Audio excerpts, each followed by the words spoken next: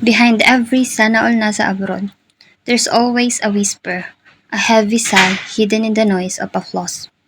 Kung alam niyo lang. Kung alam niyo lang na hindi lahat ng naka-airplane lumilipad. Minsan, lumulubog. Sa utang, sa lungkot, sa pagod, sa pangungulila.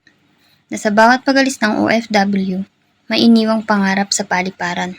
Kasama ng yakap na hindi natuloy at mga pangakong babalik agad na nauupos habang dumadaon ang taon. Oo, nasa abroad kami.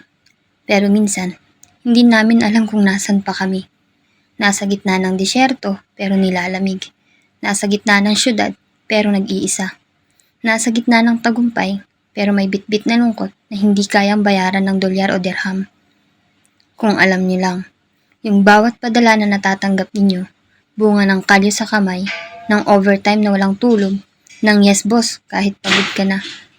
Akala ng iba, jackpot pag nasa abroad.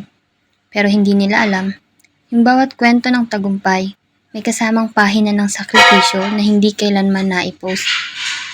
Nakakasuot nga ng branded, pero bitbit ang guilt na hindi nakauwi sa graduation ni Bunso. May ipon nga, pero wala kang kasama sa Pasko. May dolyar o dirham nga, pero ubos naman ang oras mo. Kung alam niyo lang, hindi pera ang pinakamahirap kitain dito sa abroad, kundi ang sarili. Yung sarili mong unti-unting nalalayo habang sinusubukan mong maging malapit sa pangarap mo. Pero sa kabila ng lahat, tumitindig pa rin kami.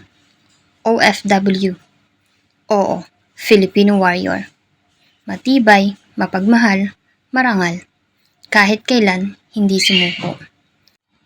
Kaya bago mo sabihin sana all nasa abroad, sabihin mo rin, saludo sa mga OFW. Kasi kung alam nyo lang, sila ang dahilan kung bakit may ilaw sa bahay, may tuition si Bunso, at may pag-asang patuloy na umaabot kahit malayo. Behind every sana all nasa abroad is a silent hero, a living sacrifice, a modern day warrior whispering, kung alam nyo lang.